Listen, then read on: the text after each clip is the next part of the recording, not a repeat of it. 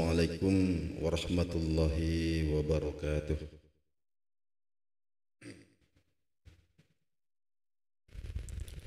Alhamdulillahi rabbil alamin. Nahmaduhu wa nasta'inuhu wa nastaghfiruh. Wa na'udzu bihi min shururi anfusina wa sayyiati a'malina. Allahumma salli wa sallim ala habibina wa maulana Muhammadin wa ala alihi wa ashabihi ajma'in. Amma ba'd. Alhamdulillahi rabbil alamin. Bapak-bapak, ibu-ibu, ma'asyiral muslimin, muslimat rahimakumullah. Subuh hari ini majelis kita akan kembali kita lanjutkan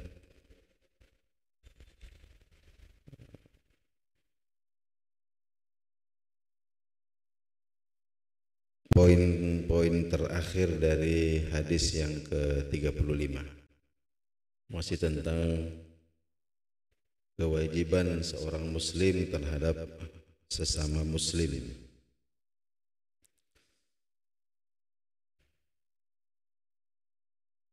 Subuh kemarin kita sudah bicarakan tentang ada 4 hal yang dilarang. Jadi statusnya ini diharamkan. Kenapa? Karena potensinya untuk menyebabkan retaknya persaudaraan ini sangat tinggi. Yang pertama adalah menzolimi, yang kedua membiarkan atau tidak berempati kepada sesama muslim. Kemudian yang ketiga adalah tahrimul kadhibi alaihi au takdzibuhu.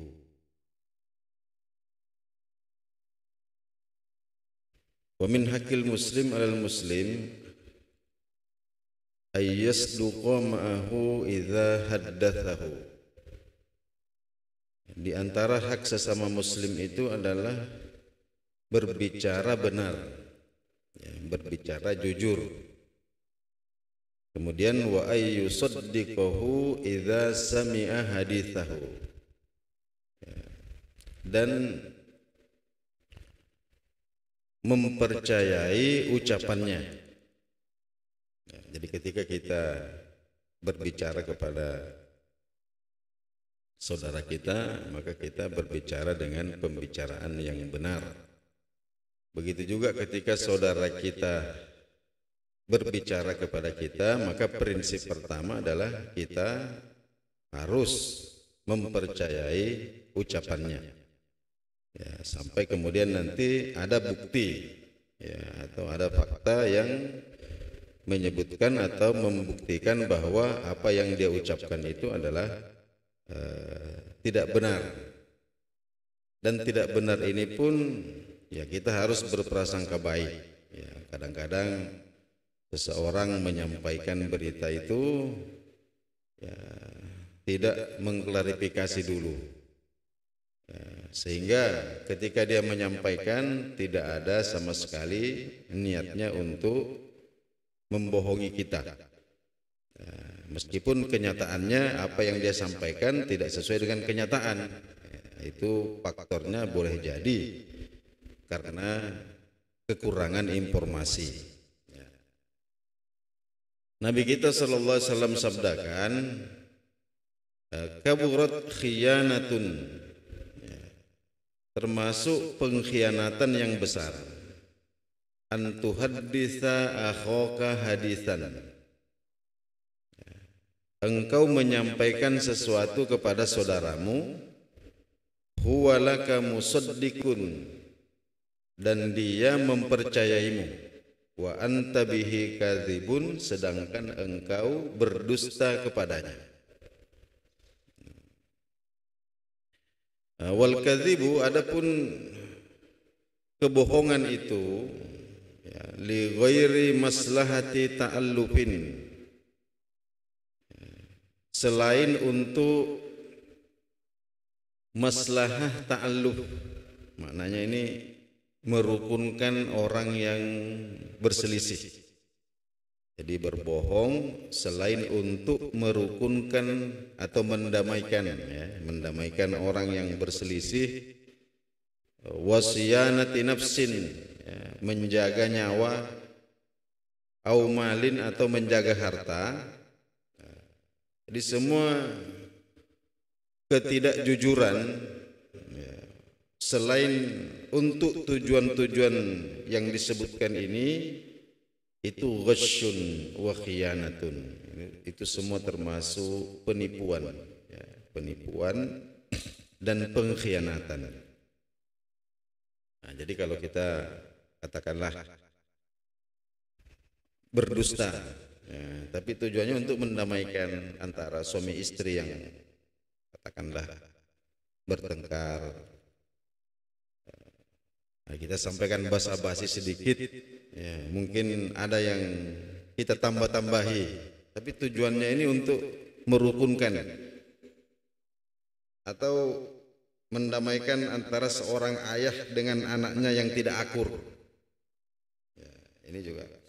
Nah, termasuk diantaranya menjaga nyawa, ya, menjaga nyawa dalam keadaan terancam nyawa atau harta. Nah, ini semua membolehkan seseorang untuk kemudian berbohong. Nah, tapi selain untuk itu, maka itu semua dikategorikan sebagai penipuan. Imam At-Tirmizi rahimahullahu meriwayatkan sebuah hadis, Rasulullah sallallahu alaihi wasallam bersabda, "Idza kadzdzaba al-'abdu kadzibatan," ketika seseorang berbohong, sengaja berbohong,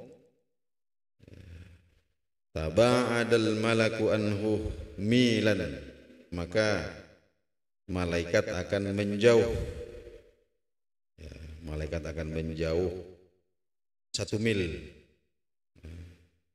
Intinya malaikat ini pergi jauh.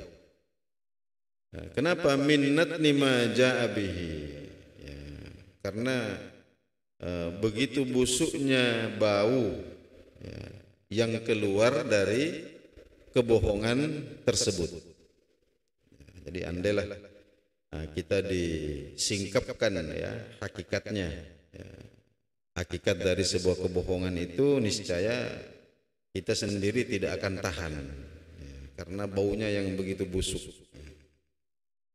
Itu yang ketiga. Kemudian yang keempat adalah tahrimu tahkirihi, haram menghina, melecehkan sesama muslim. Jadi yahrumu 'alal muslim ay yastasghira sya'na akhihil muslim. Jadi haram bagi seorang muslim untuk merendahkan, meremehkan sesama muslim. Wa ayyada'a min qadarihi, dan dia wajib untuk memposisikan saudaranya sebagaimana mestinya. Nah, yakni menempatkan saudaranya sebagaimana Allah Subhanahu wa taala penciptanya menempatkannya. Ya, Allah Subhanahu wa taala sebutkan dalam Al-Qur'anul Karim, walaqad karramna bani Adam. Nah, sesungguhnya kami, kata Allah, benar-benar telah memuliakan atau menempatkan manusia itu pada kedudukan yang mulia. Nah, itu posisi aslinya di situ itu. Ya. Nah, jadi fahtikahuhu, barang siapa yang merendahkan manusia, wabil khusus, ya, sesama muslim, sesama orang-orang beriman, nah, maka itu tajawuzun lihaddir rububiyati. Itu adalah tindakan yang melampaui batas, ya, terhadap penciptanya. Nah, jadi aslinya ketika kita menghina manusia, itu kita menghina penciptanya. Nah, dan itu fil kibriya, Nah, itu termasuk sikap sombong ya, wa huwa dzambun azimun, dan itu adalah dosa besar. Oleh karena itu baginda Nabi sallallahu alaihi wasallam bersabda, bihasabi imri'im minasyarri, ya, cukuplah seseorang itu disebut jahat, ya, ayyuhkira akhahul muslim, nah, ketika kemudian menghina saudaranya sesama muslim. Nah, pernah baginda Nabi sallallahu alaihi wasallam ditanya, apa itu sombong? Nah, apa itu sombong? Ya, apakah ada seorang sahabat Nabi yang suka berpakaian bagus, suka meminyaki rambut, suka memakai sandal yang bagus, lalu kemudian muncul di dalam hatinya, jangan-jangan saya ini sombong.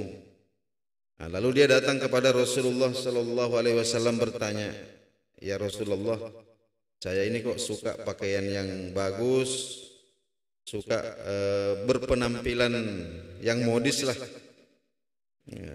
Apakah itu termasuk sombong?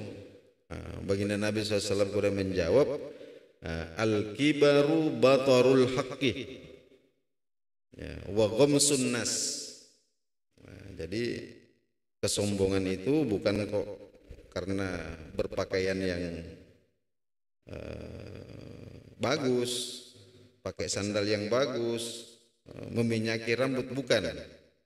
Kesombongan itu adalah batarul haqqi, ya, menolak kebenaran. Yang pertama, menolak kebenaran. Yang kedua, wa ghamsun nasi, ya, menghina manusia. Menghina manusia. Hadirin Allah Subhanahu wa taala, kalau kita membaca sejarah para sahabat-sahabat Rasulullah sallallahu alaihi wasallam, ya, barangkali jika kita hidup di masa itu dan kita baru datang di Madinah, ya, kalau kita bertemu dengan Sayyidina Abu Bakar As-Siddiq, ya, melihat penampilan beliau, ya, beliau ini diceritakan beliau ini adalah seorang laki-laki yang sangat kurus, ya, sehingga pakaiannya ini selalu kedodoran, ya, selalu kelonggaran pakaiannya, sehingga disebutkan bahwa beliau ini selalu menarik-narik celananya karena kelonggaran, gitu. Kurusnya beliau. Jadi kita mungkin tidak tertarik, ya, secara fisik, ya. Padahal, ya, beliau ini adalah manusia terbaik yang pernah berjalan di muka bumi ini setelah para nabi. Bahkan disebutkan bahwa andai iman beliau ini dibagikan kepada penduduk Madinah pada waktu itu, iman beliau dibagikan kepada penduduk Madinah pada waktu itu, maka cukup untuk mereka semua. Nah, padahal kalau secara fisik, nah, kita, ya, digambarkan oleh putrinya sendiri, ya, Sayyidah Aisyah, bahwa ayah saya ini laki-laki yang sangat kurus, ya, selalu menarik-narik celananya karena celananya ini kelonggaran. Nah, begitu juga kalau kita bertemu dengan Sayyidina Umar Ibnul Khattab. Umar bin Khattab ini, kalau seandainya kita bertemu di Madinah, ya, ketika beliau berjalan dengan cepat, karena beliau ini kalau jalan cepat, ya, kemudian wajahnya selalu murung, kemudian jubahnya ini banyak tambalannya, jubahnya banyak tambalannya. Ya, mungkin kita tidak terkesan. Nah, mungkin kita mengira bahwa ini barangkali ini adalah pengemis yang sedang terburu-buru, ya, untuk mendapatkan sedekah, ya, secara penampilan, ya, padahal beliau ini adalah orang, ya, yang jika lewat di suatu jalan maka setan itu akan memilih jalan yang lain. Kenapa? Karena takut berpapasan dengan beliau ini, saking berwibawanya ini Sayyidina Umar bin Khattab. Tapi secara penampilan biasa saja, ya. Kalau kita ada seorang sahabat Nabi yang namanya Huzaifah Al-Yamani. Huzaifah Al-Yamani ini adalah penjaga rahasia Rasulullah Sallallahu Alaihi Wasallam. Jadi banyak sekali rahasia-rahasia Nabi Sallallahu Alaihi Wasallam yang Nabi titipkan, Nabi amanahkan kepada Huzaifah Al-Yamani. Ya. Nabi tidak beritahukan kepada Abu Bakar, Nabi tidak beritahukan kepada Umar, tapi Nabi beritahukan kepada Huzaifah Al-Yamani. Sehingga beliau ini dijuluki penjaga rahasia Nabi. Nah, tapi seandainya kita hidup sezaman dengan beliau dan tidak mengenal beliau, kita cuma lihat penampilannya. Nah, beliau ini adalah ahlus suffah, ya, orang yang sangat miskin, ya, sehingga barangkali ketika beliau sedang duduk, ya, dengan pakaian yang lusuh menunggu orang katakanlah memberikan makanan kepada beliau, nah, mungkin kita tidak bisa meremehkan beliau ini. Nah, begitu juga dengan sahabat Abu Hurairah. Abu Hurairah ini, ya, ketika ada di Madinah, nah, beliau seorang anak muda yang hidupnya ini luntang-lantung, ya, tidak punya pekerjaan, buta huruf. Ya. Beliau ini sering ditemukan pingsan di pinggir jalan saking laparnya. Ya. Jadi sering didapati orang pingsan di pinggir jalan karena kelaparan. Jadi kalau seumpama kita barangkali hari itu kalau kita hidup di situ kemudian kita melihat beliau dan kita tidak tahu bahwa itu Abu Hurairah, mungkin kita mengatakan, wah ini orang pemalas sekali, kenapa tidak cari pekerjaan? Ya, padahal hadirin hadirat Allah Subhanahu wa taala, ya, di kepala beliau ini, ya, boleh kita para ulama sebutkan bahwa 60%, ya, 60% hadis Nabi sallallahu alaihi wasallam yang sampai kepada kita hari ini itu berasal dari hafalan Abi Hurairah ini. Nah, oleh karena itu, jangan sampai kemudian gara-gara penampilan yang kurang meyakinkan lalu kemudian terbersit, ya, pandangan mata yang meremehkan, apatah lagi sikap yang merendahkan. Jangan sampai kita tertipu oleh mengukur manusia itu dari penampilan zohirnya. Karena sesungguhnya, ya, banyak orang-orang yang mungkin secara fisik biasa-biasa saja, di bawah standar, tetapi mereka ini punya derajat yang agung, ya, di sisi Allah Subhanahu wa taala. Mereka punya jasa yang besar, ya, untuk Islam. Nah, hadirin hadirat Allah Subhanahu wa taala, terakhir kemudian dalam hadis itu disebutkan bahwa baginda Nabi sallallahu alaihi wasallam menunjuk dada beliau 3 kali lalu kemudian mengatakan at-taqwa hahuna. Nah, sesungguhnya ketakwaan itu bukan apa yang ditampilkan oleh fisik kita, tetapi ketakwaan itu ada di dalam hati, dan Allah Subhanahu wa taala dengan kemahabijaksanaannya telah menjadikan ketakwaan itu sebagai barometer kemuliaan. Ya. Jadi wallahu Subhanahu wa taala innama yukrimul insan bitaqwahu wa husni ta'atihi. Jadi Allah Subhanahu wa taala, ya, memuliakan manusia itu pertimbangannya cuma satu, apa? Yaitu ketakwaan, ya, ketakwaannya kepada Allah Subhanahu wa taala. La bi syakhsihi, bukan karena perawakannya, au kathrati amwalihi, atau karena banyaknya hartanya. Nah, jadi Allah Subhanahu wa taala memberikan seluruh dunia kepada Nabi Sulaiman alaihissalam, hamba yang Allah cintai. Nah, tapi Allah juga memberikan seluruh dunia kepada Namrud. Allah juga memberikan seluruh dunia kepada Qarun. Nah, ini orang-orang kafir, tapi Allah juga berikan seluruh dunia.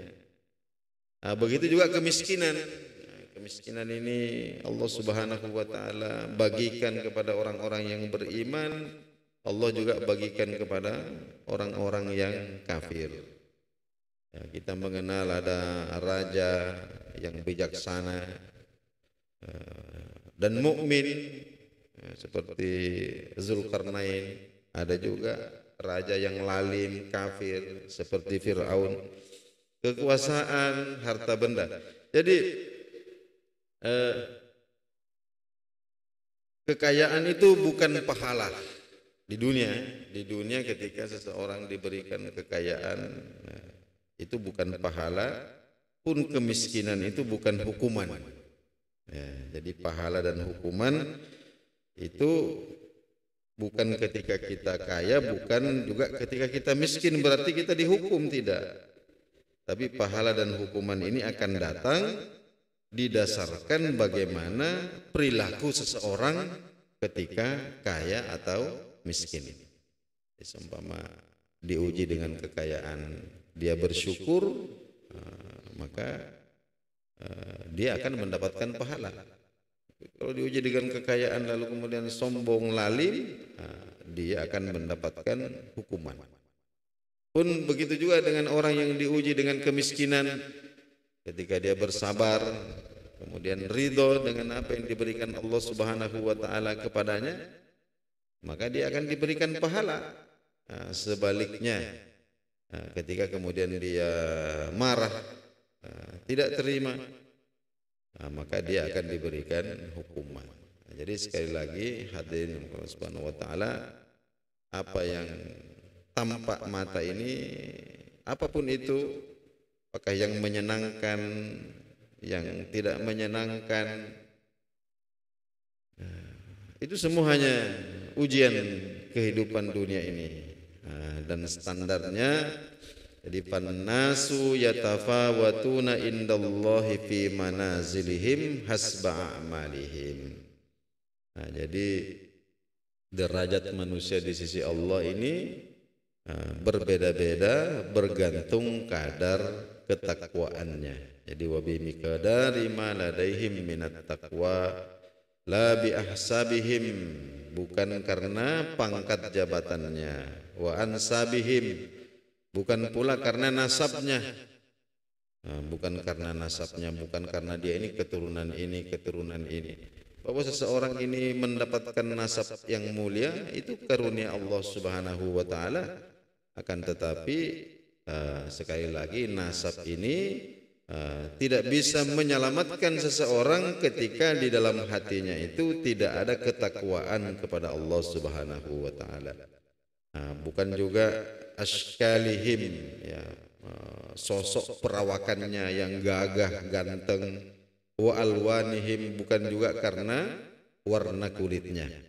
Tapi Allah Subhanahu wa taala tegaskan, inna akramakum indallahi atqakum. Sesungguhnya ukuran standar kemuliaan kalian di sisi Allah Subhanahu wa taala itu adalah ketakwaan kalian. Ketakwaan kalian, ketaatan kita dalam menunaikan perintah-perintah Allah Subhanahu wa taala, serta kewaspadaan kita terhadap apa-apa yang Allah Subhanahu wa taala larang. Disitulah standar daripada kemuliaan kita. Jadi wasu'ila Rasulullah sallallahu alaihi wasallam, Rasulullah sallallahu alaihi wasallam pernah ditanya, man akramun nas, ya Rasulullah, siapakah gerangan manusia yang paling mulia?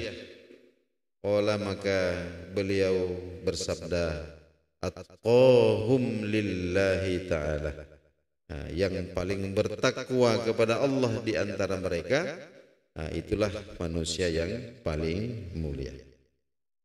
Ma'asyiral muslimin wal muslimat rahimakumullah. Seperti itulah Allah Subhanahu wa taala menetapkan standar kemuliaan, dan hendaklah kita ini sesama muslim berusaha mencapai kemuliaan itu apapun karunia yang Allah berikan kepada kita, apakah kita ini orang-orang biasa saja atau orang yang berpangkat, kita ekonominya biasa-biasa saja atau orang yang kaya, nasabnya orang biasa saja atau nasabnya orang mulia, maka semestinya atau seharusnya kita semua berusaha mengejar kemuliaan itu melalui jalur ketakwaan kepada Allah Subhanahu wa taala, bukan jalur yang lain. Karena jalur yang lain ini tidak ada di situ. Jadi untuk mendapatkan kemuliaan di sisi Allah itu jalannya cuma satu, yaitu ketakwaan kepada Allah Subhanahu wa taala. Inilah beberapa poin penting dari hadis yang ke-35 yang sempat kita paparkan pada beberapa pertemuan. Mudah-mudahan bermanfaat bagi kita sekalian. Kita akhiri majelis kita dengan doa kafaratul majlis. Subhanakallahumma wa bihamdik, asyhadu an la ilaha illa anta, astaghfiruka wa atubu ilaik. Wassalamualaikum warahmatullahi wabarakatuh.